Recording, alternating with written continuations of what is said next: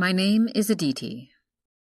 I have my best friend who is extremely close to me since she has now moved in with me and my family. For your information, she is 7 years older than me.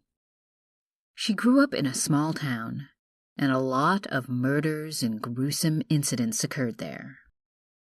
One of the scary incidents that she told me still causes me to send shivers down my spine.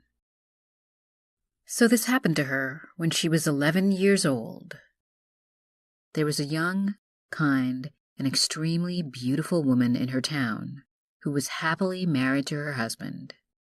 They lived in conjugal harmony, but there was something, a dark secret that she was hiding. The woman, who we'll refer to as Veronica, had a child, and that baby was not her husband's. She couldn't let her husband know about this, as this baby was the result of one of her old affairs. She was 8 years old then, and has been living at one of her friends' houses. Veronica used to visit her friend's house to meet her child secretly every night after her husband fell into sleep. However, when her husband had returned home late from work one day, then he realized that his wife wasn't home. Worried, he started looking for Veronica desperately.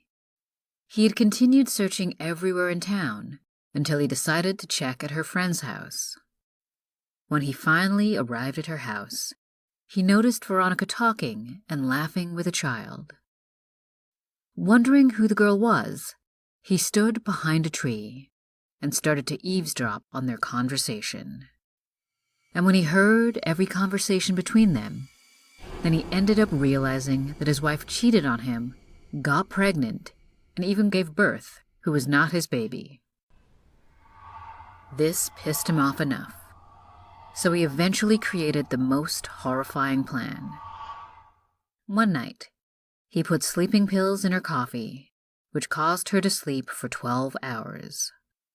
Eventually, Veronica could not meet her child that evening, and he snuck into her friend's house to kidnap the child. He soon arrested by police and was finally sentenced for his crime.